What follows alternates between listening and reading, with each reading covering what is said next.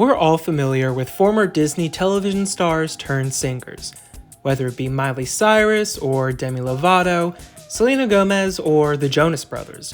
But what about those actors and actresses who dabbled within music on Disney, but never reached the success of their peers? There's a laundry list of people we could go through. You essentially become a singer the second you're put on a Disney show. We have the likes of Bella Thorne, Ashley Tisdale, Ross Lynch from R5, Vanessa Hudgens, Bridgit Mendler, the list goes on and on. On this channel, we've already covered Bridgit Mendler's career, so if you're interested in that, be sure to take a look. Mind you, it is an early video of mine, so it may be lacking in some departments. As we continue, which Disney star that didn't break out into huge music careers do you wish did? And why do you personally believe it never happened for them? Now let's dive into a handful of former Disney Channel stars who seemed like they would blossom into singers with the success of their peers, but never did. Were they merely shoved into a recording booth? Did they flop hard, or is it just not in the cards for them? Let's find out now on Pop Dissected.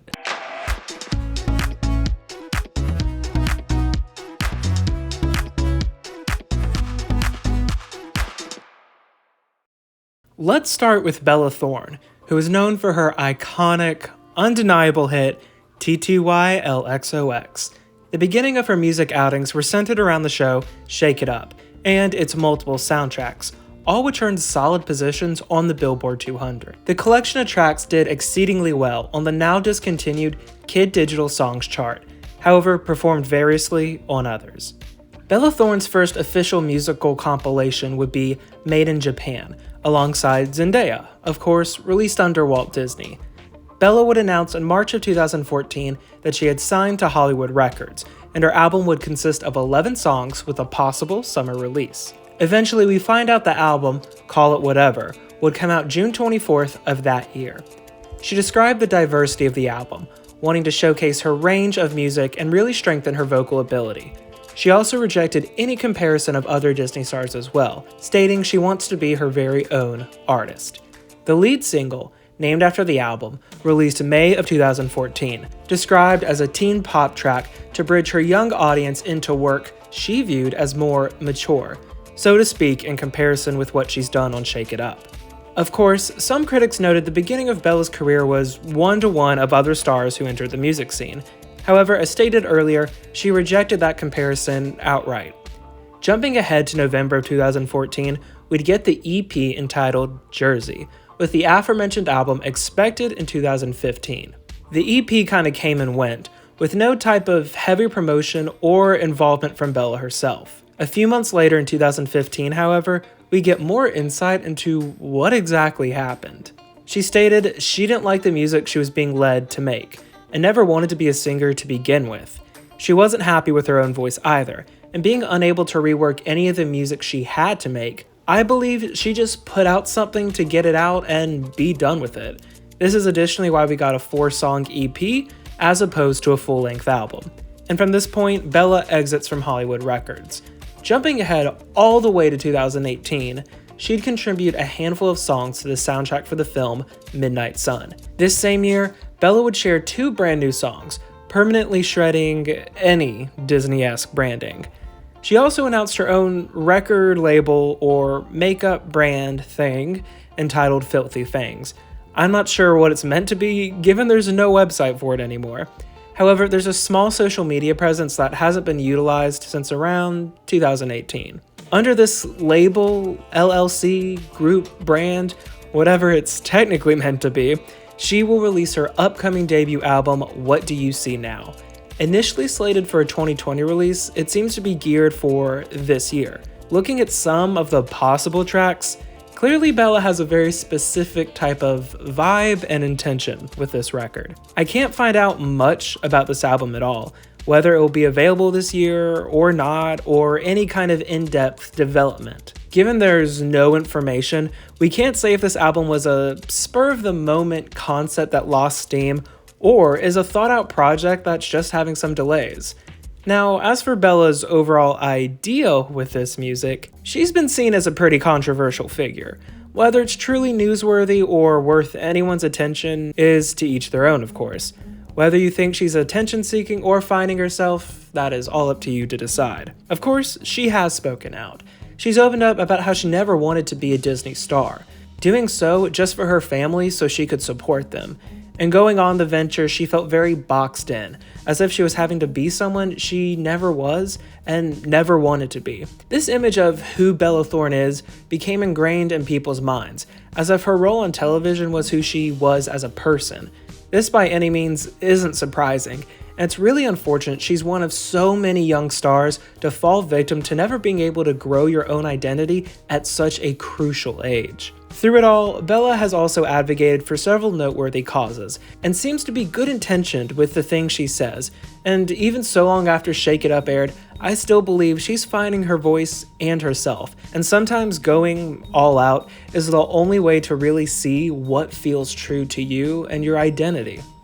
Another Disney Channel starlet who dabbled in music was Ashley Tisdale, known for her legendary role as Sharpay Evans in High School Musical, and of course, Maddie in The Suite Life of Zack and Cody and On Deck.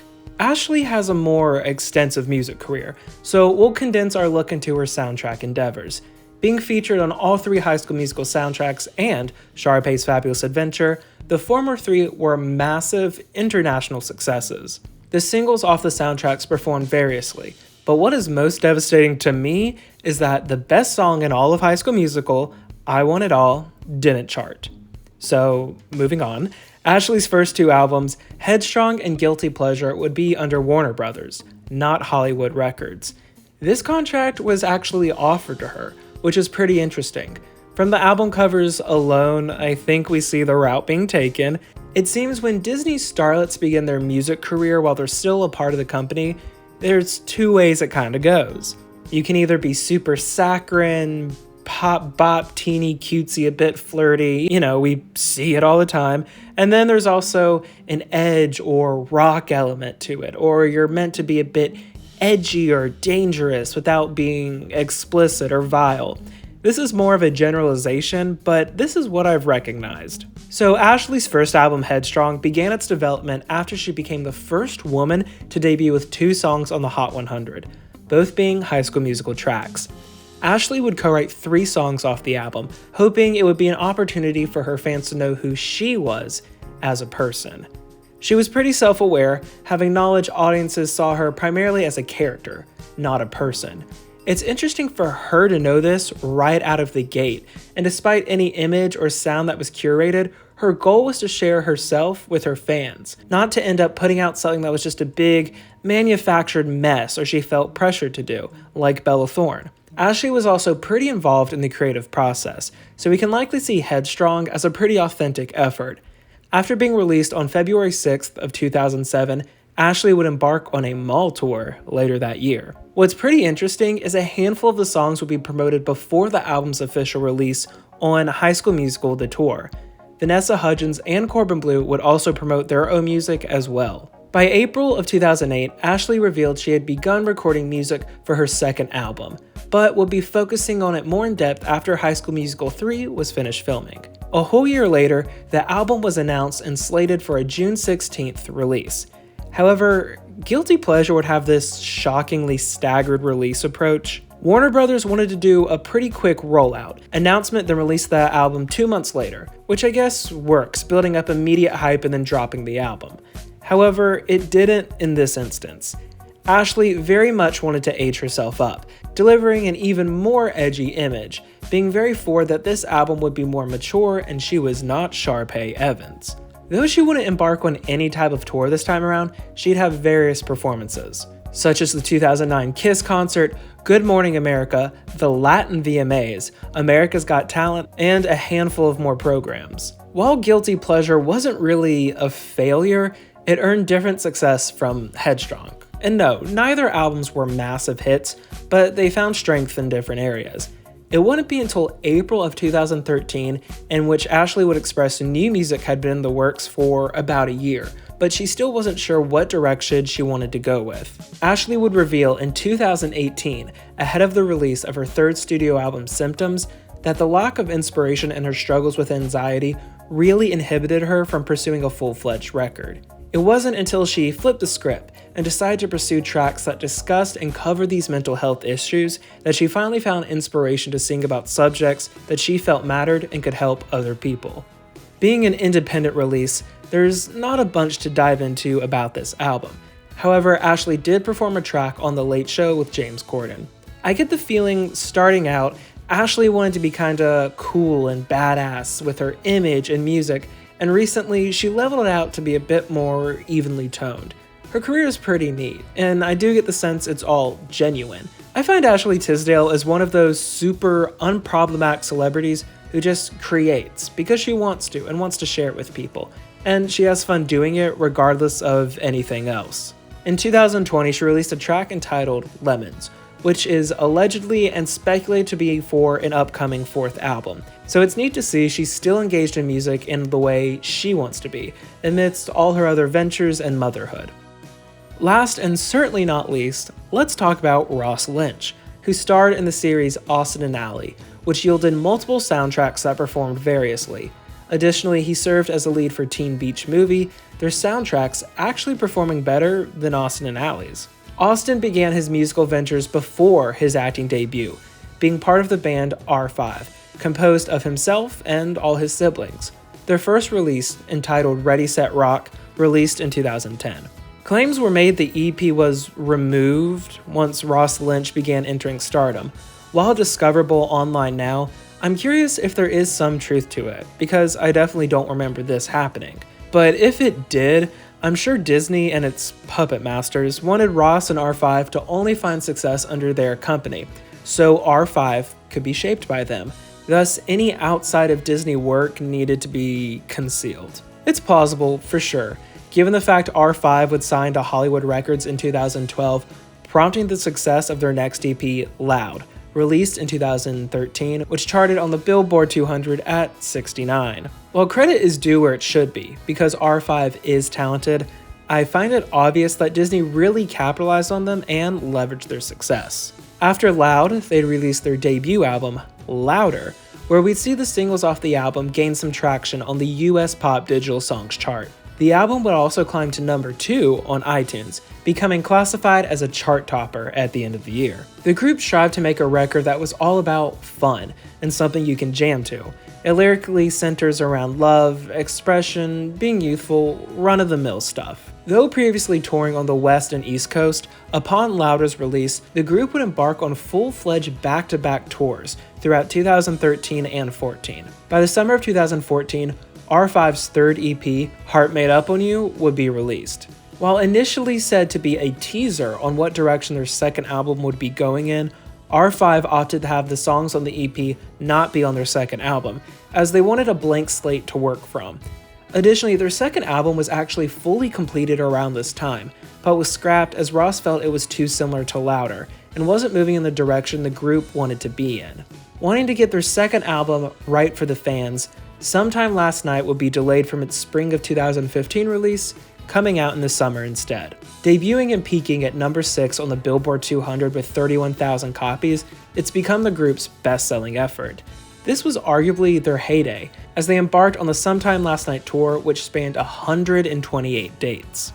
Critics also received the album positively, a few noting the band's development as artists, so it seems reworking this album from the ground up really did work in R5's favor. Their tour would conclude in December of 2016, and in March of the following year, R5 announced they'd been creating new songs. Their fourth and final EP, New Addictions, would come out in May of 2017, prompting the band to head back out on the road for their final tour in June, concluding in January of 2018. Unsurprisingly, the group announced in February of that year they'd be going on hiatus. Their turnaround for touring and putting out music was likely very strenuous. But then R5 would be wiped from social media, with Ross and his brother now pursuing a new avenue of music, the duo being entitled The Driver Era. The Driver Era has released 5 efforts, 2 studio albums and 3 extended plays, their most recent music being their second album, Girlfriend, which was released in October of 2021. While none of their music has charted, they're leaning into a more rock sound, and it seems to be what suits them best, and it's the direction they've been wanting to go in since R5's second album. As of now, the Driver era is set to hit the road next month and begin touring once more. So there you have it. This is what's happened to 3 of Disney's singers, and where their music ventures took them. Out of Bella, Ashley, and Ross, whose music is your favorite? Now, of course, Disney and even Nickelodeon are full of singers who just didn't get the same type of career as others, so if you'd like to learn more about them, let me know down in the comments. Thank you so much for watching, everybody. If you enjoyed today's video, please be sure to drop a like and subscribe so you can get more future content on all your favorite pop stars. If you'd like to help decide future video topics, get special comment and name badges, then I'd love to have you as a channel member. Thanks for watching.